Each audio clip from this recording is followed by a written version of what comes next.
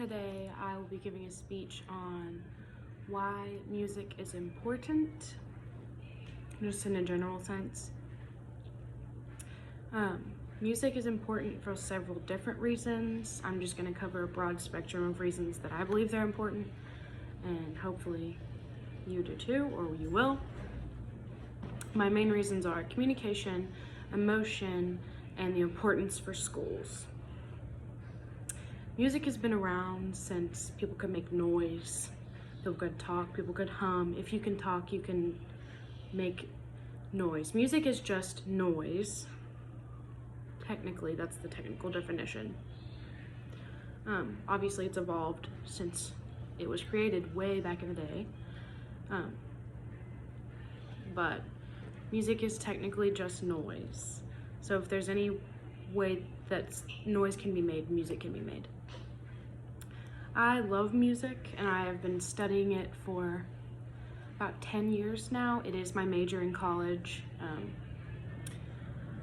And I have been around several people who I've seen the effects of that music can have on people and how it can positively affect lives and mental health and just anything, really. I'll start with how music contributes to communication. Music has been used to communicate messages in different ways for a very long time.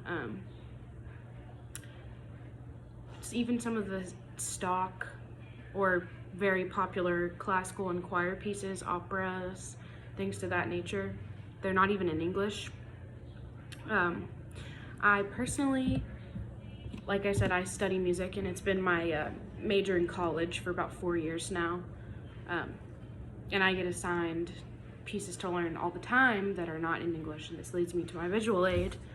I have 2 of the pieces that I'm working on right now. One is in German. It is Die Götter, and it is by Franz Schubert. And then I also have a French piece called Valsa Couleur.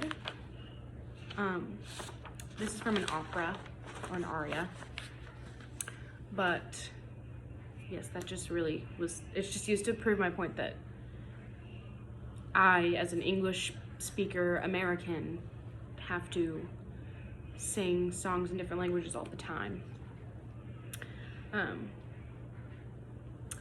Choir pieces are the same way.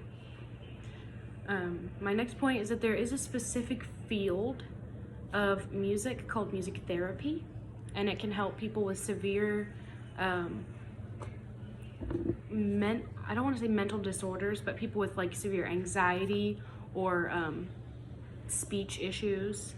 They could go see a music therapist because sometimes it's easier to sing something back than speak it, especially if you're feeling very overwhelmed with the patients they see with anxiety. A lot of the times it's used for that. There's also been studies about people with dementia and Alzheimer's. A lot of times it's a weird phenomenon to watch, but it does happen.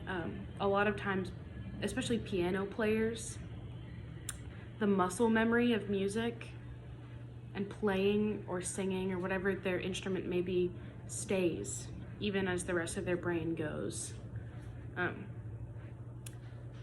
Then, of course, I'll move on to,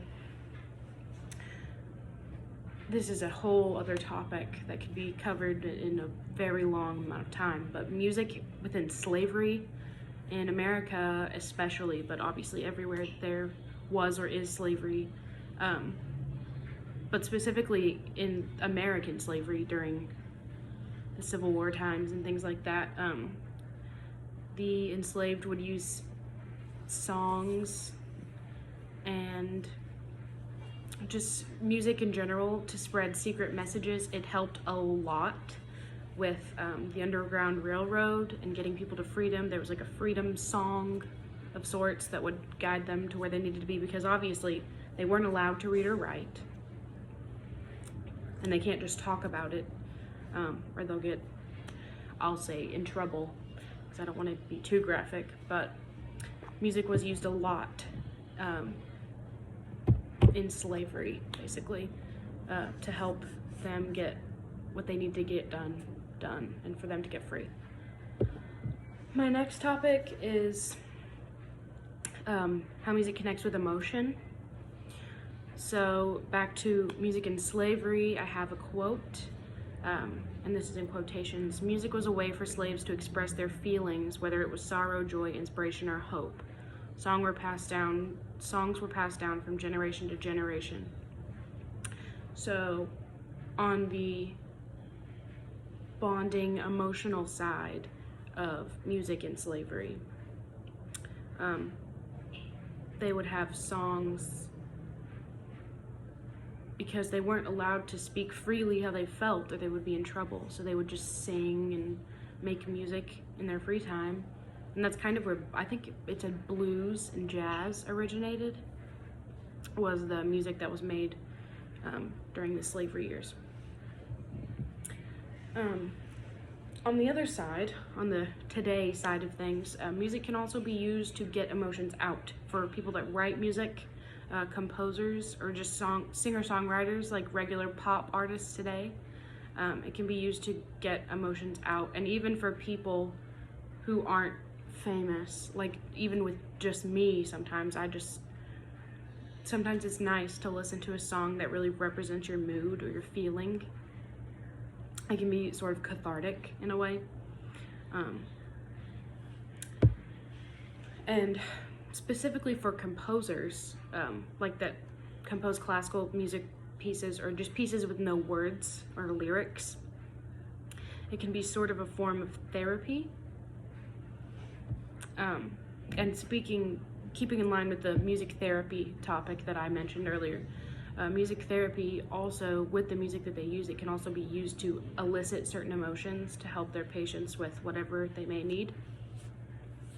And my last topic is the importance of it in schools.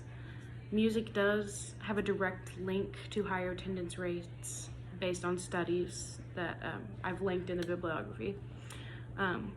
Specifically, a study in Kaufman schools from New York City showed that some of their highest performing students in the school were studying music as well. And then I have one more statistic. A study in 2007 showed that students who studied music scored higher in math and English subjects than students who did not. So there is a direct link to success. Obviously there are non-music students who are successful in school, but it is no coincidence that music students do tend to perform well in general education. In conclusion, music is important for several reasons. I think everyone in the whole world could agree that music is fun, but to me, and hopefully to everyone else, music is necessary and it is very important. And everyone, in my opinion, everyone should at least find music that they like if studying it isn't for everyone. I understand that studying music is difficult, trust me, and it's not for everybody, but I think that music is a beautiful thing and everyone should find some that they like. Thank you.